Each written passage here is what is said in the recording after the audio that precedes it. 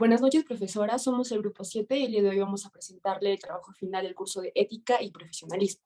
Pasando a la siguiente diapositiva, vamos a presentar el caso, el cual trata de las vacunas fantasmas que ocurrió a mediados de octubre del 2021, en el cual el MINSA había registrado 200 vacunas fantasmas contra el COVID-19 a personas que ya habían fallecido.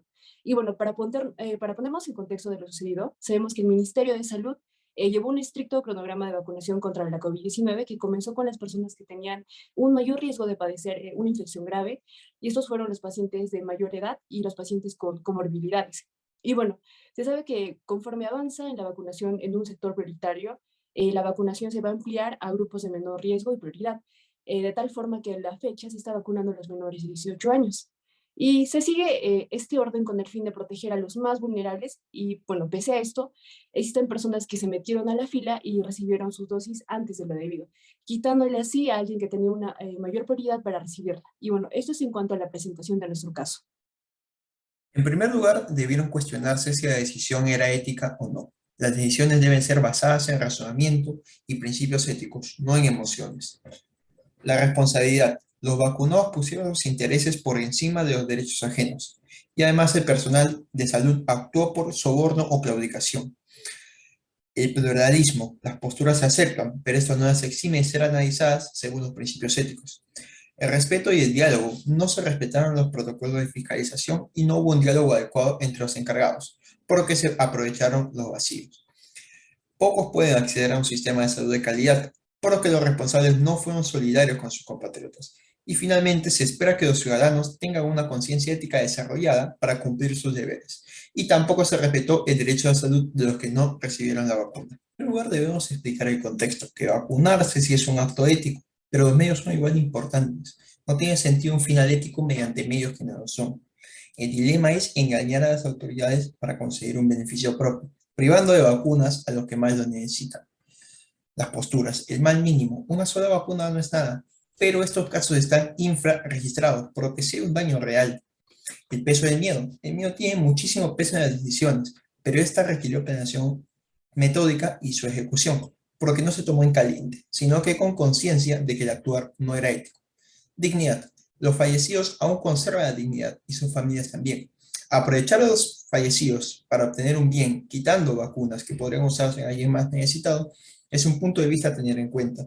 Y los responsables fueron tres: las autoridades cómplices del MINSA, las personas que ayudaron a encubrir el acto y las personas que se vacunaron fraudulentamente.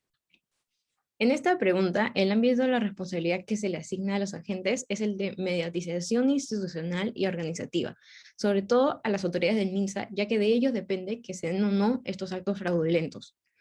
Entonces, tomando en cuenta el rol que estas personas cumplen en el proceso de distribución de vacunas, con más razón deberían, primero, hacer que se cumplan los deberes de justicia. Las vacunas han sido asignadas para cada ciudadano y todos la van a recibir en el momento más conveniente para todos los peruanos. Basándonos en las definiciones de Adorno y Borges sobre el principio de justicia, este principio claramente no se ha cumplido, por lo que la distribución de vacunas también va a carecer de equidad. Se está beneficiando primero a quienes tienen un mayor poder adquisitivo, a pesar que probablemente no son quienes más necesitan la vacuna en ese momento. Otro deber de los actores sociales del caso es otorgar al MINSA una ética de la organización. Por ese tipo de actos corruptos es que nuestras autoridades han perdido credibilidad y respeto. Nos encontramos frente a otro caso de corrupción en nuestro país, con matices de sobornos y tráfico de influencias, según las definiciones de Vega Centeno. En el caso de soborno, vemos que ha existido un pago por parte de las personas que han comprado las vacunas fantasmas a los funcionarios del MINSA para saltarse la cola de la vacunación, mientras que en el tráfico de influencias vemos que el funcionario de MINSA que aprovechó su poder en el sistema de salud para manipular el destino de las vacunas y venderlas para obtener dinero a cambio de ello. Ahora la siguiente pregunta trata del pluralismo. Y bueno, tenemos que tener en cuenta que el pluralismo es un principio que nos ordena respetar lo diferente. Una clasificación de este es el pluralismo social, el cual nos da a entender que cada persona decide libremente cómo llevar su vida, siempre que sus decisiones sean respetuosas hacia los demás. Por lo que podemos resaltar el hecho de que las personas que se vacunaron antes de tiempo no respetaron las normas que impuso el Estado, desobedeciendo así a la demás población. Y también nos hablan que el pluralismo nos da a conocer que somos capaces de actuar por voluntad propia y de asumir obligaciones hacia los demás, compartiendo con otros un espacio intersubjetivo que es un espacio para el desacuerdo, en el que las diferencias son esenciales. Y bueno, en nuestro caso se vio que la mayoría de la población estaba en desacuerdo en que se diera esta manera de distribución ilegal de las vacunas, siendo así que el personal de salud, que no estuvo involucrado en este caso, llegó a denunciar públicamente los actos ilícitos que se estaba llevando a cabo. Y por último, tenemos que la importancia del pluralismo en la elaboración de políticas públicas va a radicar en resaltar los elementos de conflicto y negociación entre los diversos actores que despliegan su capacidad de influencia para posicionar en un determinado sentido a cada problema. Ahora analicemos si es que hubo respeto entre los protagonistas. ¿Hubo algún tipo de diálogo? De no evidenciarse, ¿cómo habría cambiado el curso de los acontecimientos si es que hubiera existido una actitud respetuosa? Tenemos que dejar en claro que en este caso no hubo respeto. Los principales responsables, o los que tenían mayor responsabilidad, eran los profesionales de salud que administraron vacunas fuera del padrón. Ellos ignoraron 2 de los 4 principios bioéticos ejemplificados por Adorno: el principio de la autonomía, que exige el respeto y la capacidad de autodeterminación de los pacientes, y el principio de justicia, que pide proporcionar a las personas los beneficios y ventajas que les corresponden. En cuanto al diálogo, no tenemos muy en claro cuál fue el diálogo utilizado por los protagonistas, pero podemos decir que si se hubiera utilizado un modelo deliberativo, esta situación pudo haber sido evitada. Como dice en el texto, La relación médico-paciente, consideraciones bioéticas, por Alfonso Mendoza, el modelo deliberativo es un modelo donde el médico ayuda al paciente a determinar y elegir entre todos los valores que se relacionan en la salud. Este modelo es el mejor para una relación médico-paciente abierta, que tenga confianza y segura, y hubiera sido un modelo que evitaría todo lo que pasó. Sí, en la batalla. Sí, sí. Ya, me vas a iniciar en 3, 2, 1, adiós. Ay, ya. Espérate. 1, 2, 3. En primer lugar, tenemos a los derechos que han sido afectados, como el derecho a la salud y a la vida. En el contexto de pandemia, este derecho cambia a derecho a la salud y a la vida, primero para los que más lo necesitan. Con este nuevo concepto en mente, es evidente que este es uno de los derechos afectados en el caso, porque quienes compraron las vacunas fantasma no eran quienes más necesitaban la vacuna. Luego tenemos el derecho a la igualdad y a no discriminación, que también se ha afectado en este caso porque se ha dado prioridad a los que tienen mayores influencias o más dinero, y no ha habido equidad.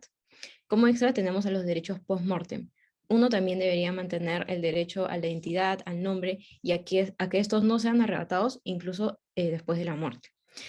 En cuanto a los deberes de los profesionales de la salud que no se han cumplido incumplido en realidad varios de los artículos del Código de Ética y Deontología Médica, como el de no aprovechar la condición de autoridad para el beneficio propio o prescribir medicamentos con fines no médicos. Y entre los deberes del ciudadano que no se han cumplido está el artículo 72 de la Constitución, que básicamente consiste en respetar los derechos de los demás. Ese es un deber, y como hemos visto, hay varios derechos que no se han respetado. Se puede apreciar una perspectiva solidaria en los protagonistas del caso. ¿Se pensó en el bien común? Me gustaría primero definir qué es la solidaridad. Esta es la adhesión o apoyo incondicional a causas o intereses ajenos, especialmente en situaciones comprometidas o difíciles.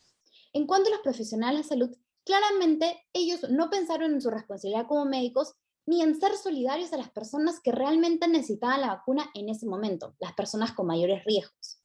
Y en cuanto a los ciudadanos que recibían la vacuna fuera del padrón, ellos ignoraron el principio de la solidaridad. Este se basa en que el ser humano es sociable por naturaleza y se espera que, como los humanos están ligados entre sí, ellos se ayuden mutuamente y compartan las cargas de los demás.